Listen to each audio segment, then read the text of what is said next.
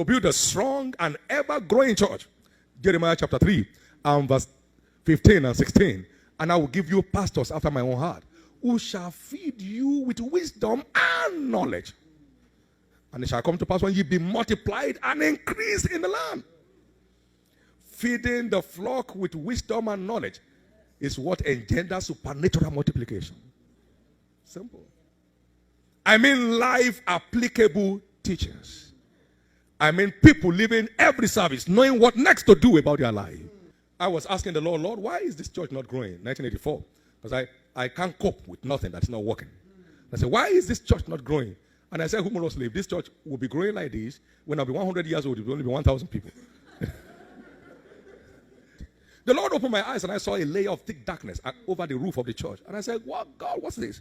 He said, that is the blindfolding weapon the devil is using to misinterpret what I am doing in this church. And I said, what? Then I came against it by the word of the Lord. There's a light that shines in darkness, and darkness comprehended it not. I challenge you, darkness, get out from here. And I saw it folded away like a carpet. And the Lord said to me, now this is what to do. Keep sowing the seed. And as the grass grows, the sheep will come for it. And keep the grass green, and the sheep will lie down there. For he maketh me to lie down on green pasture. That is the key to our supernatural church growth forever. What is the seed? He said the seed is the word of God.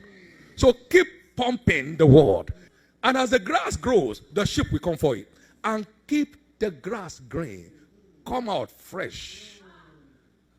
Every time. And the sheep will lie down there.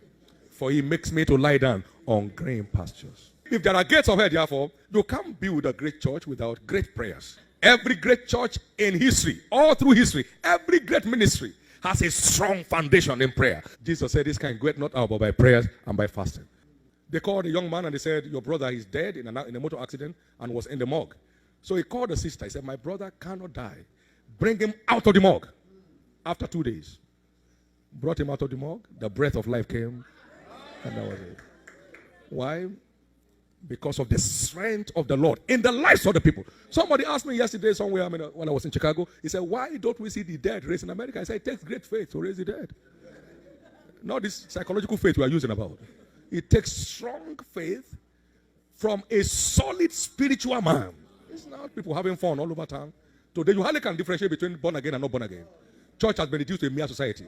We just walk in and do any kind of nonsense. They say they are believers.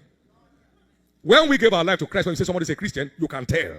His character is solid. His yea is yea, his nay is nay. Don't mess up with nonsense.